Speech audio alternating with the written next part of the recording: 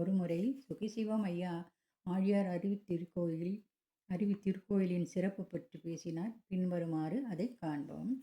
மக்களிடம் உள்ள பலவீனம், வீக்னஸ், மரணத்தை பற்றிய பயம். ஒவ்வொரு மனுஷனுக்கும் எதிர்காலத்தை பற்றிய பயம் உண்டு. இந்த பயத்தை அப்படியே முழுமையாக பயன்படுத்தத்தான் மதமும் கோயில்களும் தங்களை வளர்த்து கொண்டன. ஆனால் மனிதனை அறிவாளி ஆக்கி இதிலிருந்து தெளிவு பெற்று மேலே வருவதற்கான வழிமுறைகளை சொல்லிக் கொடுக்கக்கூடிய கோயில்கள் இன்றைக்கு அவசியமாகி இருக்கின்றன. அவசியம் தேவையாகவும் இருக்கிறது.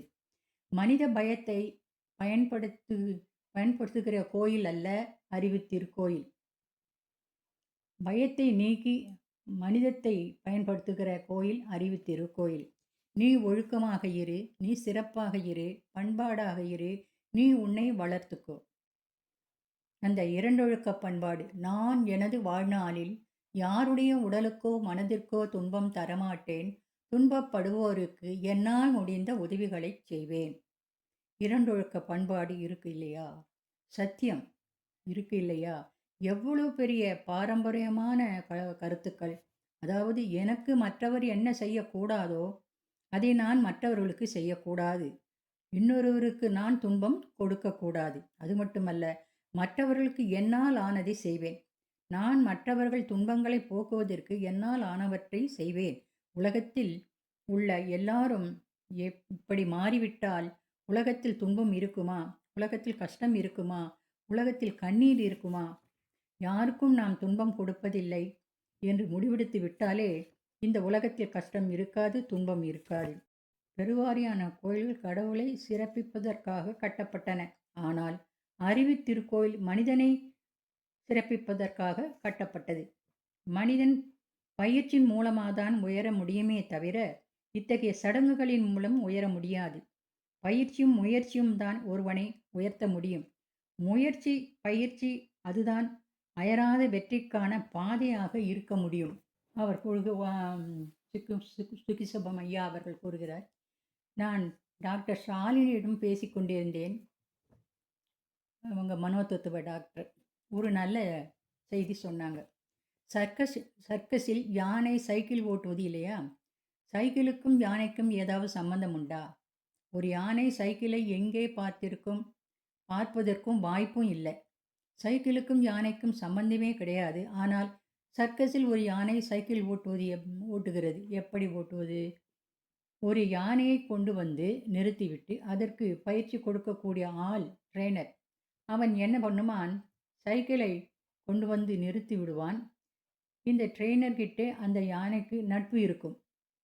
அதற்கு பிடித்த சாக்லேட், அதற்கு பிடித்த வெல்லம்.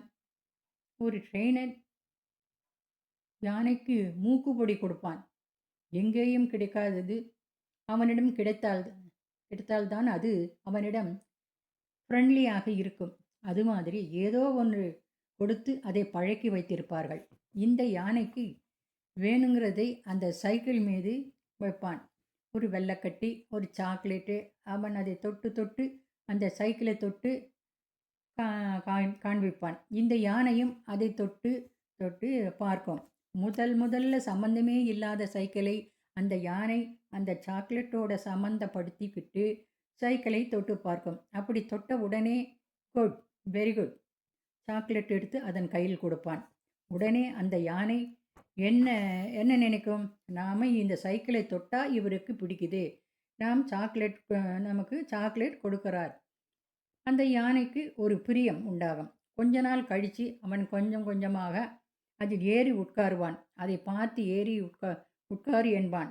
ஆனால் அதனால் அதில் ஏறி உட்கார முடியாது, அது மறுக்கும். அந்த பயிற்சியாளன் சொல்வான், நீ இதில் ஏறி உட்கார்ந்தால்தான் உனக்கு சாக்லேட் கொடுப்பேன். அது முக்கியமல்ல, அதைவிட முக்கியமான விஷயம், நீ இந்த சைக்கிள் மீது உட்காரலைன்னா உன் கூட நான் பேச மாட்டேன் என்று சொல்வான். உங்கூட விளையாட மாட்டேன் அப்படின்னு சொல்லுவான். அந்த சர்க்கஸிலேயே யானையுடன் பேசுபவன் அவன் ஒருவனாகத்தான் இருப்பான். இவனும் இப்போ பேச மாட்டேன் என்று சொன்னால் இது என்ன பண்ணும்? பாவம், பரிதாபமாக பார்க்கும். இவனும் நம்ம விட்டுட்டா என்ன பண்ணுறது, இவனை திருப்தி பண்ணுறதுக்காகவாது இவன் எப்படி சைக்கிள் மீது உட்காருகிறானோ அதே மாதிரி அது ஏறி உட்கார ட்ரை பண்ணும். குட், வெரி குட் அப்படின்னு 2 சாக்லேட் கொடுப்பான். கொஞ்ச நாள் ஆக ஆக அந்த சைக்கிள் ஓட்டுகிற ட்ரைனிங் ஒரு 6 மாதம் அல்லது 1 வருஷத்துக்குள்ள அதுக்கு வந்துவிடும். கொஞ்சம் யோசிச்சு பாருங்க. பயிற்சியின் மூலம் சம்பந்தமே இல்லாத சைக்கிளையும் யானையையும் இணைக்க முடியும் என்றால், பயிற்சியின் மூலம் மனிதனுக்கு தொடர்பில்லாத மனிதனையும் தெய்வத்தையும் ஏன் இணைக்க முடியாது? இணைக்க முடியும். அந்த பயிற்சியின் மூலம் மனம் பக்குவப்படும். மனம் பக்குவப்படுகிற போது அறிவு அது என்னவென்று கண்டுபிடிக்கும். அதனுடனான தொடர்பை இன்னது என்று உறுதி செய்யும். அப்படி மனிதனை முழுமைப்படுத்துவதற்கான பயிற்சி மையங்கள்தான் அறிவு திருக்கோயில்கள். சம்பிரதாயம் இல்லை, சடங்குகள் இல்லை, தேங்காய் இல்லை, பழம் இல்லை, வெற்றிலை இல்லை. இங்கே கூறப்பட்டதால மற்ற இடங்களில் உள்ள கோயில்களை நான் குறைன்னு சொல்ல முடியாது. ஆனால் அவங்க யோசிக்க வேண்டிய விஷயம் எவ்வளவோ இருக்கு. இங்கேயும் அதைத்தான் பேசுகிறேன். அதாவது ஏற்கனவே வெளியில் உள்ள கோயில்கள் மூலம் என்ன வளர்ச்சி அடைந்திருக்கு? தேங்காய் பழக்கடை நல்லா வளர்ச்சி அடைந்திருக்கு. செருப்பு பிஸ்னஸ் வாசலில் செருப்பு விட்டுட்டு போகிறான். அந்த செருப்பு பிஸ்னஸ் டோக்கன் பிஸ்னஸால் நல்ல லாபம் வருகிறது. ஆனால் மனிதத்தன்மை, தரம், மனிதனுடைய குவாலிட்டி என்ன, இம்ப்ரூவ்மெண்ட் என்ன ஆயிருக்கு? ஒரு கோயிலுக்குள் போய்விட்டு வந்தவர் பொய் சொல்ல மாட்டார். சொல்ல முடியுமா? ஒரு கோயிலுக்குள் போய்விட்டு வந்தவர் கற்பழிக்க மாட்டார். ஒரு கோயிலுக்குள் போய்விட்டு வந்தவர் சாராயம் குடிக்க மாட்டார். சொல்ல முடியுமா? ஒரு கோயிலுக்கு போய்விட்டு வந்தவர் வாக்கு கொடுத்தா காப்பாற்றுவார், கடனை திருப்பி கொடுப்பார்.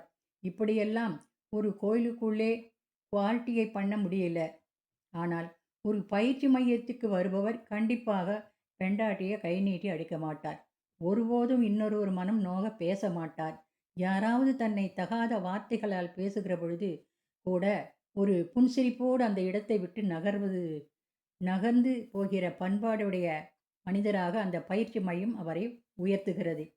எந்த கோயிலுக்காவது போயிட்டு வரும் பக்தன் அது மாதிரியான பயிற்சி, அது மாதிரியான வளர்ச்சி மற்றவர்களுடைய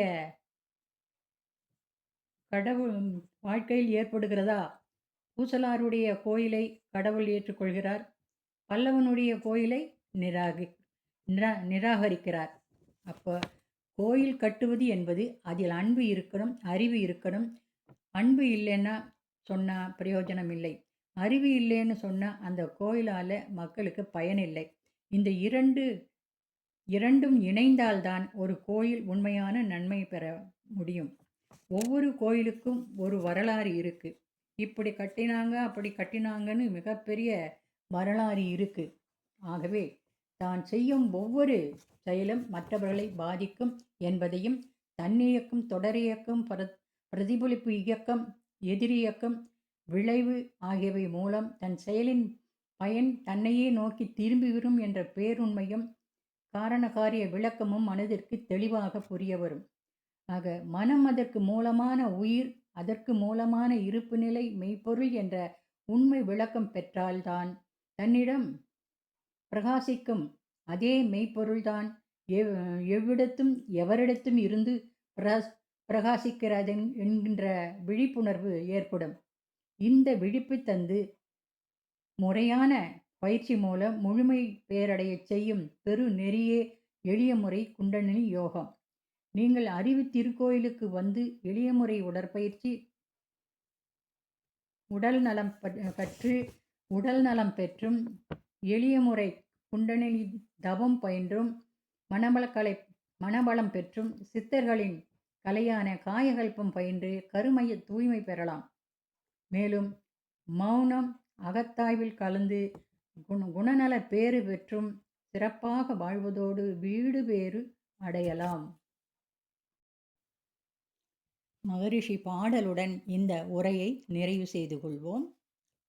கண் காது மூக்கு வைத்து கதைகள் சொல்லி கருத்துக்கு கடவுள் தன்னை சிறுமையாக்கி கண்காது மூக்கு வைத்து கதைகள் சொல்லி கருத்துக்கு கடவுள் தன்னை சிறுமையாக்கி புண்பட்ட நெஞ்சங்கள் மேலும் பொன்னாய் போகும் வழி அறியாது தவித்து வாழ்வில் கண் கலங்கி நிற்போர்க்கும் கடவுள் தன்மை கர்மத்தின் விளைவாக எழுந்தியங்கும் உண்மையினை விளக்குவதே இக்காலத்தில் ஒத்த உயிர் தொண்டாகும் உணர்வோம் செய்வோம் எம்மதத்தும் கடவுள் என்ற குறிப்பு உண்டு எண்ணி வணக்கம் செலுத்தும் முறைகளுண்டு எம்மதத்தும் கடவுள் என்ற குறிப்பு உண்டு எண்ணி வணக்கம் செலுத்தும் முறைகள் உண்டு நம்மறிவை புலன்கள் தம்மை பண்படுத்தி நலவாழ்வை தரும் வழிகள்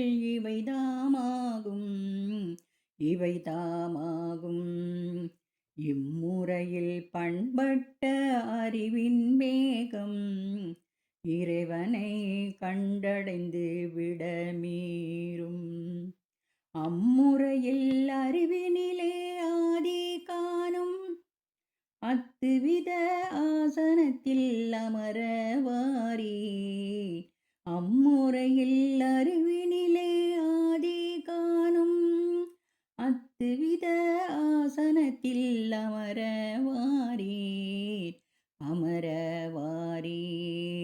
அமரவாரீர் வாழ்க வளமுடன்.